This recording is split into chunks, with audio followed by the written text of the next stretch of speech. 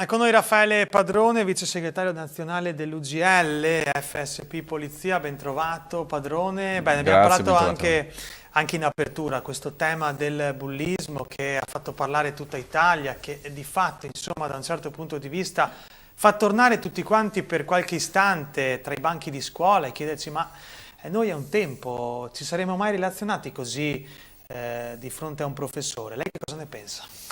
Ben ritrovati. Beh, io innanzitutto dico che ci deve essere quello che oggi manca, è un'attività di prevenzione. Sa dove? Nelle famiglie. Cioè, parliamoci chiaro. Siamo stati giovani tutti quanti, siamo andati a scuola, facevamo i giochi magari che per imitare i grandi, però non si era mai arrivati a quello che sta capitando e sta succedendo oggi. Anche perché, francamente, quando si andava a scuola una volta e succedeva qualcosa del genere, cioè, il professore ti castigava, il maestro, la maestra. Cioè, allora, dobbiamo andare avanti e evolvere la nostra società. Questo credo che non sia la situazione giusta e la maniera corretta. Io dico che la prevenzione deve partire da casa. Oggigiorno i genitori trascurano, secondo me, moltissimo quello che è l'attività del giovane, del bambino, del ragazzo, perché per arrivare a questo significa che a casa non c'è un indirizzo genuino, familiare, di quello che è la struttura familiare. Questo purtroppo è una cosa ormai accertata. Tutte le situazioni che avvengono, guardate, poi se andiamo a identificare, a vedere che sono sono ragazzini che escono da una situazione familiare difficile, resa difficile dall'armonia dei genitori, l'armonia, ripeto, di quello che si vive in famiglia, e i genitori purtroppo non hanno più, vuoi per colpa di questi, vuoi di colpa dei computer, non hanno più le redini, va bene, non hanno più le redini della situazione dei propri figli. Poi arrivano a scuola e a scuola trovano una situazione che è cambiata, cioè oggi non è permesso a un professore mettere una nota, cioè stiamo cadendo nel ridicolo.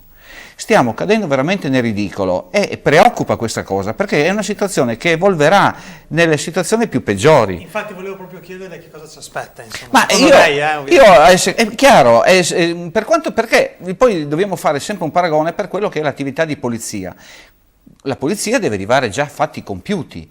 Non è possibile che si venga a raccontare ma il ragazzo, lei si è permesso. Abbiamo visto che se non lo fanno comunque i ragazzini a prendere in giro o a deridere un professore, abbiamo visto l'ultimo caso cos'è a Lecce, bene, arriva il genitore e gonfia di botte, se non peggio, maestro o maestra, cioè non guardano in faccia neppure al sesso forte e al sesso debole. Quindi voglio dire, siamo veramente alla frutta, siamo arrivati veramente alla cosa più vergognosa, quello è il comportamento. Oggi io ho avuto modo di incontrare a Porcia una persona che chiaramente ha necessità di fare un'attività antibullismo nel proprio istituto. Venendo a mancare poi questa storia del provveditore degli studi, si rivolgono alla polizia postale, la quale, come voglio dire, e lì casca il sindacalista.